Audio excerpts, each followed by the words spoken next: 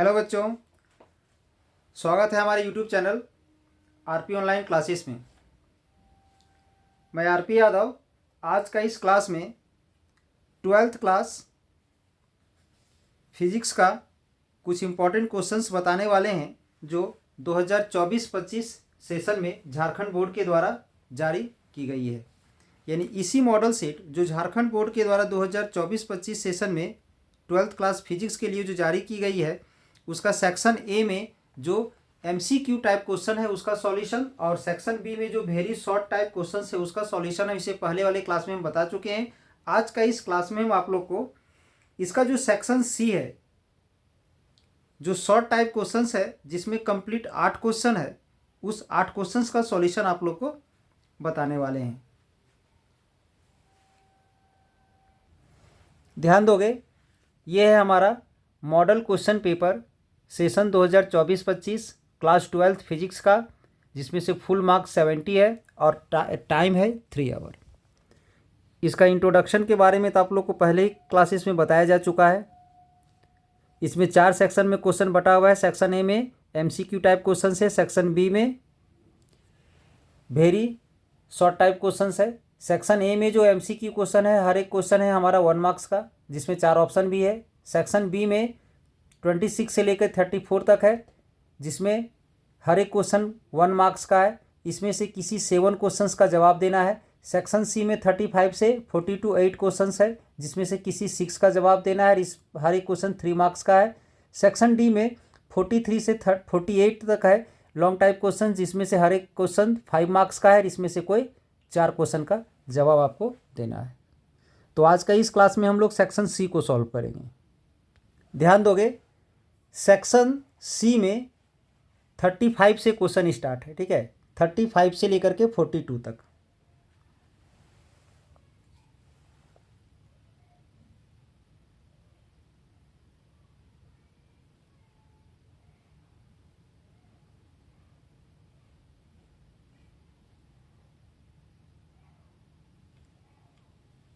तो इसमें सबसे पहले हम लोग 35 का सॉल्यूशन को देखते हैं। 35 में सॉल्यूशन क्या है, ध्यान दोगे।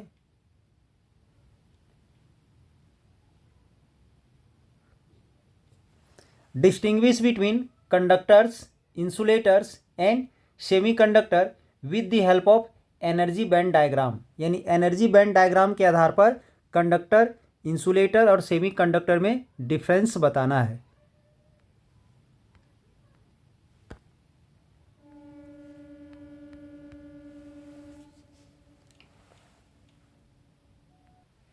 क्वेश्चन नंबर 35 जो है, distinguish between conductors, insulators and semiconductor with the help of the energy band diagram. ये हम पहले का किसी एक लेक्चर में बता चुके हैं। तो इसको डायरेक्ट आप सर्च करके कि distinguish between conductor, insulator, semiconductor with the help of the energy band diagram bye RP online classes search करोगे तो ये क्वेश्चन अपने आप आ जाएगा, और नहीं तो ये सर्च करोगे, ये जो बोर्ड में हम लिख दिए हैं, ठीक है, स्क्रीन में जो लिखा हुआ है ये सर्च करोगे, और ये सर्च करोगे तो अपने आप ये क्वेश्चन आ जाएगा। उसको खोलोगे तो इस क्वेश्चन का सॉल्यूशन आपको मिल जाएगा, ठीक है। और अगर कहीं प्रॉब्लम होती है तो इस नंबर पर कॉन्टेक्ट करोगे, उसका सॉल्यूशन आपको भेज दिया जाएगा। 9835939790, ठीक है। अब इसके बाद एक नेक्स्ट क्वेश्चन है, what is drift velocity, establish Ohm's law for the conductor using idea of drift velocity. यानी ड्रिफ्ट वेलोसिटी को डिफाइन करना है। ड्रिफ्ट वेलोसिटी का हेल्प से हमें ओम्स लॉ को डिराइव करना है। क्वेश्चन नंबर 36 है, व्हाट इज ड्रिफ्ट वेलोसिटी, ठीक है। तो ध्यान दोगे, the drift velocity of electron is defined as the average velocity of electrons with which free electrons get drifted towards the positive end of the conductor under an external electric field। यानी किसी भी conductor में एक electric field applied करने से उसमें जो electron है वो इलेक्ट्रॉन पॉजिटिव टर्मिनल की ओर जो मूव करता है, उन सभी इलेक्ट्रॉन का जो एवरेज वेलोसिटी होता है उसे हम लोग ड्रिफ्ट वेलोसिटी कहते हैं। ध्यान दोगे, drift velocity, the drift velocity of electrons is defined as the average velocity of electrons with which free electrons get drifted towards the positive end of the conductor under an external electric field. It is denoted by Vd। और ये जो है सो एक vector quantity है। इसी में एक next question है,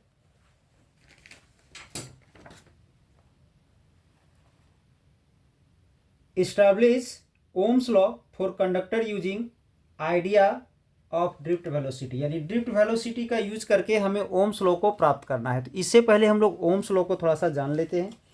ओम्स लॉ क्या है कि किसी भी कंडक्टर से जब इलेक्ट्रिसिटी फ्लो होना स्टार्ट होता है तो उस कंडक्टर के दोनों टर्मिनल्स के बीच यानी इंड्स के बीच जो पोटेंशियल डिफरेंस जो होता है is directly proportional to the current. ध्यान दोगे, ये है हमारा Ohm's law. According to this law, at a particular temperature, the potential difference across a conductor is directly proportional to the electric current flowing through the conductor, that is V proportional I। और proportional का sign को हटा के equal to ले लिए हैं और constant R है, where R is a constant of proportionality which is called resistance of the conductor. इसी को हमें प्राप्त करना है ड्रिफ्ट वेलोसिटी का यूज करके। तो ध्यान दोगे, यहाँ पर हम एक कंडक्टर ले लिए, ठीक है। इसमें E क्या है, तो electric field applied across the conductor, V मेरा potential difference across the PQ है, तो E इक्वल टू V/L हो जाएगा। Vd का एक फॉर्मूला है जो याद रखोगे, drift velocity equal to small e है हमारा charge on electron, capital E क्या है इलेक्ट्रिक फील्ड, और ये रिलैक्सेशन टाइम है एलैप्स टाइम, और m है मास ऑफ इलेक्ट्रॉन। तो E का वैल्यू हम लोग पुट कर दिए V/L, ठीक है। अब relation between electric current and drift velocity होता है हमारा I equal to N, capital A है area of cross section of the conductor, small e into Vd। Vd का जो वैल्यू है यहाँ पर जो यूज किए हैं अभी हम यहाँ, ये Vd का ये जो वैल्यू यूज किए हैं हम लोग इस चीज़ को, ये जो Vd का वैल्यू है उसको हम लोग यहाँ पर पुट कर दिए। इसके बाद V को यहाँ से साइड में मल्टीप्लाई करके बाकी सबको एक साथ कर दिए। अब हम क्या करेंगे, ये जो ml है I के तरफ ले गए तो न्यूमरेटर में चला जाएगा, ये डिवाइड में आ जाएगा, तो V का वैल्यू हमारा ये आएगा। ये जो पूरा का पूरा कांस्टेंट है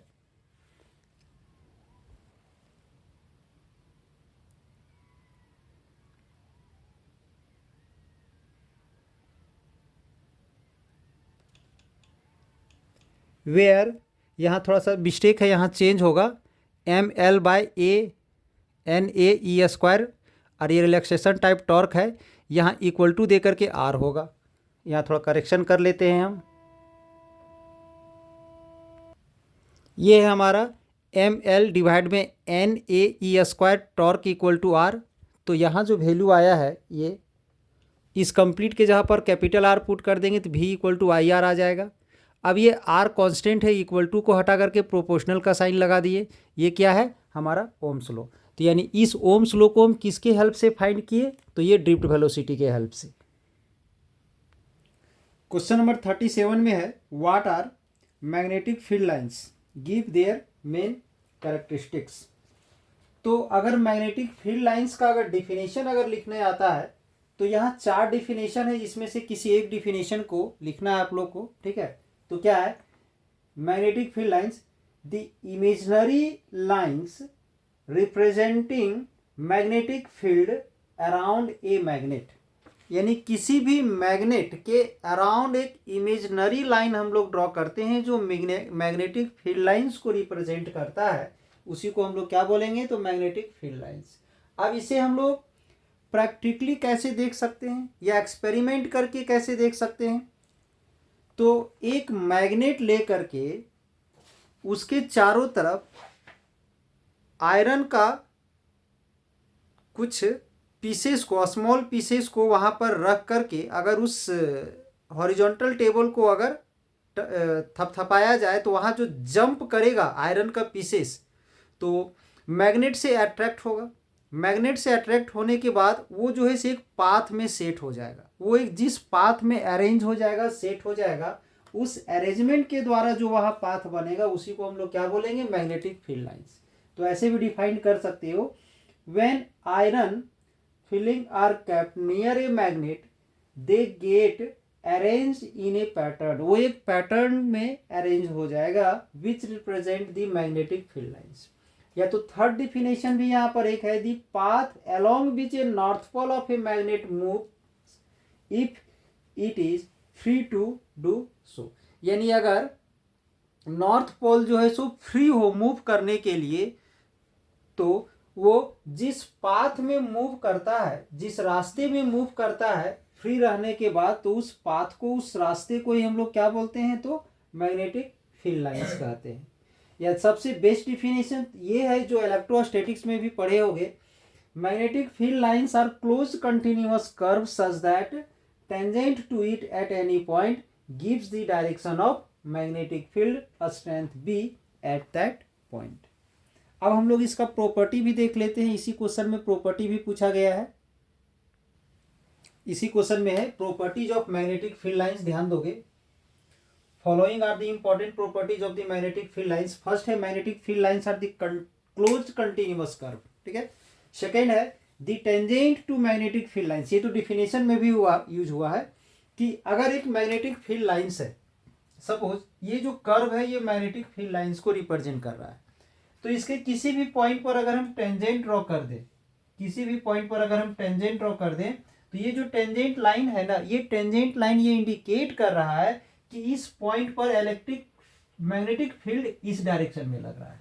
यानी जिस पॉइंट पर मैग्नेटिक फील्ड लाइन के जिस पॉइंट पर हम टेंजेंट लाइन ड्रॉ करते हैं, उस पॉइंट पर मैग्नेटिक फील्ड का डायरेक्शन को इंडिकेट करता है हमारा ये मैग्नेटिक, सॉरी ये टेंजेंट लाइन। ये जो टेंजेंट लाइन इस पॉइंट पर मैग्नेटिक फील्ड का डायरेक्शन क्या है उस चीज को इंडिकेट करता है। थर्ड है two magnetic field lines cannot intersect to each other, क्योंकि दो मैग्नेटिक फील्ड लाइंस कभी भी एक दूसरे को इंटरसेक्ट नहीं कर सकता है। क्योंकि सपोज कि अगर दो मैग्नेटिक फील्ड लाइंस एक दूसरे को इंटरसेक्ट कर लिया इस प्रकार से, तो यहाँ पर एक टेंजेंट हमारा ऐसा होगा और एक टेंजेंट हमारा ऐसा होगा, इसका मतलब इस पॉइंट पर दो ठो मैग्नेटिक फील्ड लाइंस है, बट किसी एक पॉइंट पर टू डिफरेंट डायरेक्शन का मैग्नेटिक फील्ड लाइंस नहीं हो सकता है। मतलब एक ही पॉइंट पर दो अलग अलग डायरेक्शन का मैग्नेटिक फील्ड लाइंस नहीं हो सकता है, इसलिए दो मैग्नेटिक फील्ड लाइंस एक दूसरे को कभी भी इंटरसेक्ट नहीं करेगा। अब outside the body of the magnet, magnet के बाहर, किसी भी मैग्नेट में, मैग्नेट के बाहर अगर मैग्नेटिक फील्ड लाइंस का अगर डायरेक्शन अगर देखा जाए, तो उसका डायरेक्शन क्या होता है। जैसे ये है हमारा, ये एक मैग्नेट है सपोज, ठीक है, और यहां पर हम एक ले लेते हैं साउथ पोल और यहां ले लेते हैं नॉर्थ पोल, ठीक है। तो मैग्नेट के बाहर अगर मैग्नेटिक फील्ड लाइंस का अगर डायरेक्शन देखा जाए तो क्या होता है, from north pole to south pole. ये नॉर्थ पोल से निकल के साउथ पोल में इंड करता है, मतलब इधर से आकर के यहां इंड करता है इस प्रकार से, ऐसा ऐसा डायरेक्शन होगा।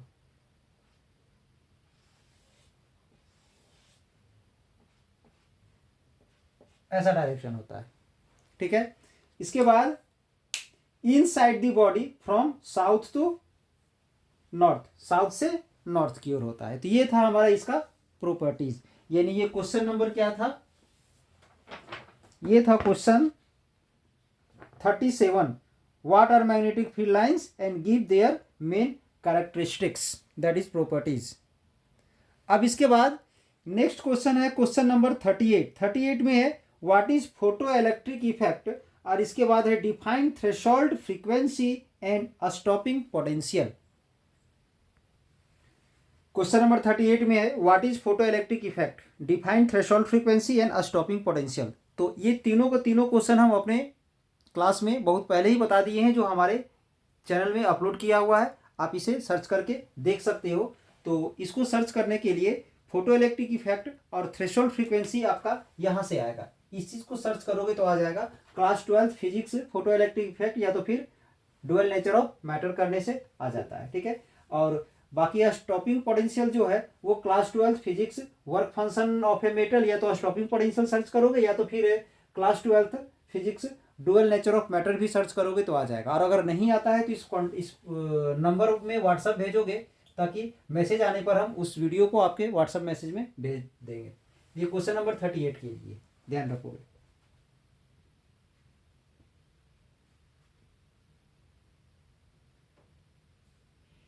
इसके बाद है question number 39, what are matter wave. या तो भी ये भी कर सकते हो, फोटो इलेक्ट्रिक इफेक्ट के लिए लिख सकते हो photo electric effect by RP online classes, फिर threshold frequency by RP online classes, या stopping potential by RP online classes, तो सर्च करने से आ जाएगा। नेक्स्ट क्वेश्चन है क्वेश्चन नंबर 39, मैटर वेव्स। तो एक्चुअली में मैटर वेव्स क्या है कि डी ब्रॉगली वेव्स जो है उसी को हम लोग मैटर वेव्स कहते हैं, ठीक है। तो डी ब्रॉगली वेव्स का वीडियो हम बना के रखे हुए हैं, सर्च करोगे तो आ जाएगा, यानी D Broglie waves bye RP online classes, ठीक है। तो डी ब्रॉगली वेव्स को ही हम लोग क्या बोलते हैं, तो मैटर वेव्स बोलते हैं। तो इसका स्टेटमेंट ऐसे लिख भी सकते हो, the matter waves is also called de Broglie waves. The matter waves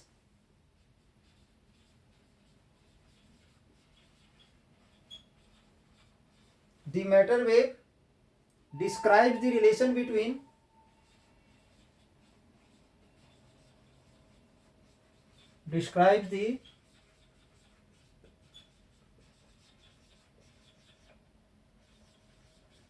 between momentum and wavelength,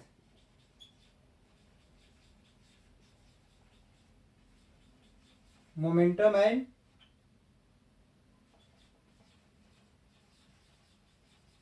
wavelength।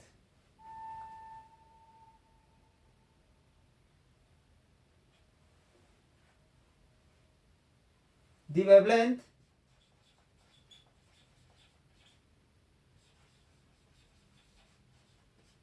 wavelength of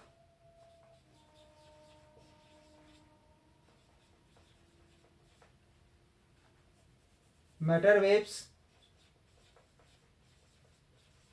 is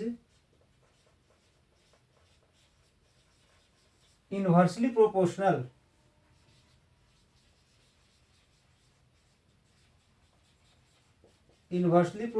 to its momentum, that is lambda is the inversely proportional to p। Proportional का sign को यहाँ से हटा करके हम लोग equal to और एक कांस्टेंट p लगाते हैं, जिसमें से p अगर मोमेंटम है तो यहाँ से lambda equal to h by M भी हो जाएगा। यहाँ लिख सकते हो where m equal to mass of particle, v equal to velocity of particle, h equal to Planck's constant. या यहाँ पर ऐसा भी लिख सकते हैं, the waves associated with the moving particles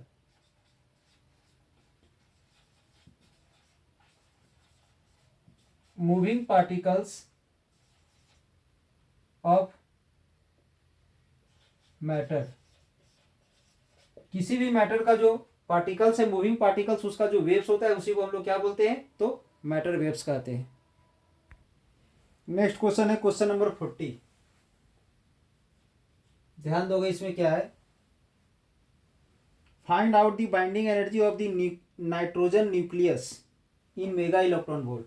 यानी इतना ही दिया हुआ है, ये सब दिया हुआ नहीं है, ठीक है। बट इस क्वेश्चन में अगर देखा जाए तो एक्चुअली में ये दिया हुआ रहना चाहिए था, बट कभी कभी ऐसा आता है जो दिया हुआ नहीं रहता है। अगर ऐसा दिया हुआ नहीं रहे तो इसके लिए आप लोग को मास ऑफ द प्रोटॉन याद रखना पड़ेगा, मास ऑफ द न्यूट्रॉन याद रखना पड़ेगा, और मास ऑफ द न्यूक्लियस भी याद रखना पड़ेगा। लेकिन 90% चांसेस है कि ये दिया हुआ रहना चाहिए क्वेश्चन में, बट कभी एक्सेप्शनल केस में ऐसा आ जाता है कि दिया हुआ नहीं रहता है, तो ये 3 रिजल्ट आपको याद रखना पड़ेगा इस क्वेश्चन को, और अगर नहीं याद रखते हो तो अदरवाइज इसको छोड़ के आना पड़ेगा, ठीक है। तो कोशिश करोगे याद रखने के लिए। तो हमें इसका एनर्जी फाइंड करना है, बाइंडिंग एनर्जी। तो इसके लिए सबसे पहले हम लोग क्या करेंगे, तो मास डिफेक्ट फाइंड करते हैं, ठीक है।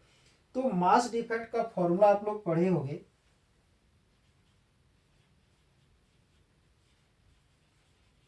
मास डिफेक्ट का फॉर्मूला क्या होता है, डेल्टा एम का फॉर्मूला होता है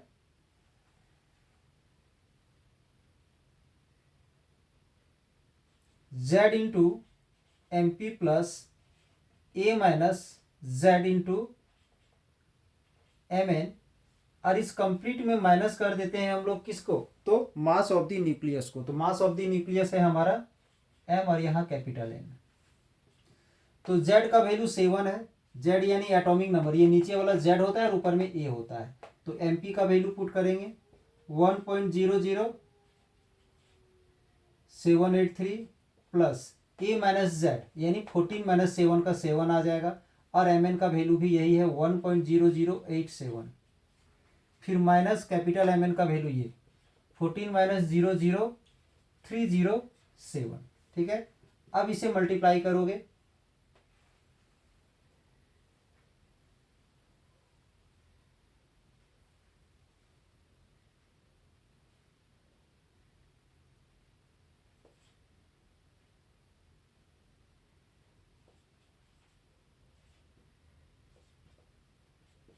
सेवन को इसमें भी मल्टीप्लाई करोगे,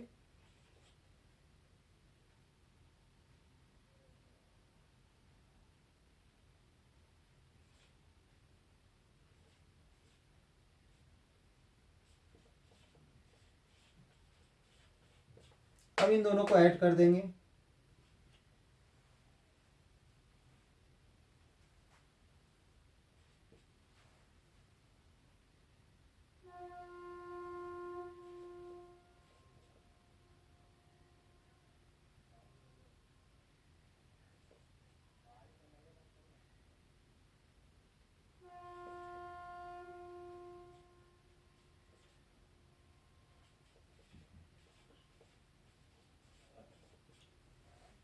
अब इन दोनों को माइनस करोगे,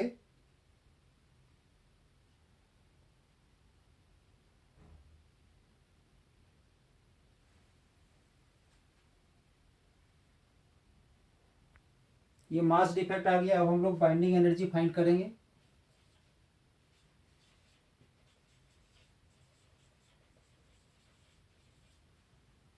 binding energy equal to formula होता है delta m into 931 mega electron volt. ठीक है, अब डेल्टा m का वैल्यू हम लोग फाइंड कर चुके हैं 0.11264 इंटू 931 मेगा इलेक्ट्रॉन वोल्ट। अब हम लोग इसे मल्टीप्लाई कर देंगे।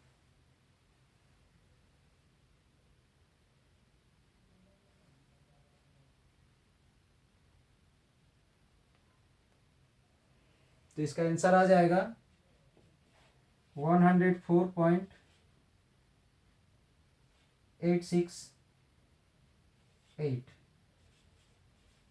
Mega electron volt.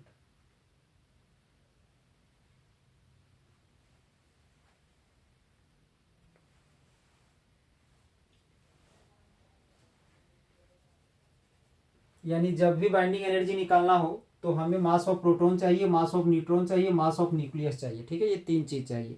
इन तीनों का यूज करके ये मास डिफेक्ट का ये फॉर्मूला होता है, मास डिफेक्ट निकाल लेंगे। मास डिफेक्ट को 931 से मल्टीप्लाई कर दोगे तो एनर्जी आ जाएगा, वो भी मेगा इलेक्ट्रॉन वोल्ट में। नेक्स्ट क्वेश्चन है question number 41। Maintain the postulates of Bohr's model of an atom, what are the limitation of Bohr's model. तो इसका वीडियो हम अपलोड करके रखे हुए हैं, आप सर्च करोगे class 12 bourse model of hydrogen, या तो फिर डायरेक्ट लिख दोगे bourse model of hydrogen atom by RP online classes, तो अपने आप आ जाएगा, या फिर limitation of Bohr's model by RP online classes. अब नेक्स्ट क्वेश्चन है 42 में, derive an expression for the energy stored in charged capacitor.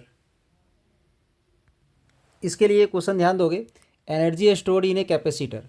तो इसमें एक कैपेसिटर है जिसका दो पैरेलल प्लेट है, एक M है और एक N है। ठीक है, suppose M and N are two parallel plates of a capacitor plus Q charge is given to the insulated plate M, यानी इंसुलेटेड प्लेट M जो है उसमें प्लस Q चार्ज दिया गया है। ठीक है, and minus Q is induced, minus Q charge is induced in near earthed plate, जिसको हम लोग अर्थिंग से जोड़ दिए हैं, अर्थ से जोड़ दिए हैं, उसमें माइनस Q चार्ज इंड्यूस्ड हो जाता है। C है कैपेसिटेंस ऑफ द कैपेसिटर। अब if small Q charge on the capacitor at any stage then electric potential of नहीं होगा यहाँ पर, electric potential V equal to Q by C हो जाएगा। ठीक है, इसके बाद small amount of work done in giving an additional charge d q, additional charge d, small d है, d cube on the capacitor. तो क्या होता है formula, D W equal to V into D cube हो जाएगा। फिर we का जो वैल्यू है यहाँ पर क्यू बाई सी, उसको हम क्यू बाई सी यहाँ पुट कर दिए। अब इसके बाद total amount of work done निकालने के लिए इसे हम इंटीग्रेट कर देंगे। यहाँ पर ऊपर में क्यू है, यहाँ पर नीचे सी दिख रहा होगा, बट सी नहीं है, यहाँ जीरो होगा। क्या होगा यहाँ पर जीरो होगा। ठीक है, अब इसे हम लोग इंटीग्रेट करेंगे तो 1/c बाहर आ जाएगा, और q को इंटीग्रेट करेंगे तो q²/2 हो जाएगा। ठीक है, ये आ गया। अब इसमें हम लोग यहाँ पर लिमिट पुट करेंगे, ध्यान दोगे, ये आ गया। अब लिमिट पुट करेंगे तो पहले तो 2 को हम बाहर निकाल दिए यहाँ पर। ठीक है, अब इस स्मॉल q को हटा के वहाँ पर कैपिटल Q लगा दिए। अब इसे बाहर निकालेंगे, मल्टीप्लाई करेंगे तो q²/2c हो जाएगा। ठीक है, q का वैल्यू होता है c इंटू v, तो c² हो गया, c से c कट गया तो आ गया cv²/2। ये तो फिर हम फिर से क्या पुट कर दिए हैं, c का वैल्यू q/v होता है और v²/2 अलग से रहने दिए, तो इसका क्या आ गया 1/2 qv। यानी फाइनल रिजल्ट क्या आ गया, 3 रिजल्ट आ गया हमारा, 1/2 q²/c, 1/2 cv², 1/2 qv आ गया। ये था झारखंड बोर्ड के द्वारा 12th क्लास के लिए जारी की गई 2024-25 सेशन में फिजिक्स का मॉडल सेट का सेक्शन सी का क्वेश्चन विथ आंसर। तो आई होप आज का ये क्लास आप लोग को अच्छा लगा हो। इसके लिए चैनल को लाइक कर दें, और इसी तरह का और सारा लेटेस्ट वीडियो का लाभ उठाने के लिए इस चैनल को सब्सक्राइब कर दें, ताकि हर एक लेटेस्ट वीडियो आपको प्राप्त हो जाए और उसका लाभ आप उठा सके। अब इसी मॉडल सेट का सेक्शन डी का सॉल्यूशन लेकर के हम अगली वीडियो में फिर से आएंगे। इसके लिए चैनल को तब तक आप लोग सब्सक्राइब कर रखें। धन्यवाद।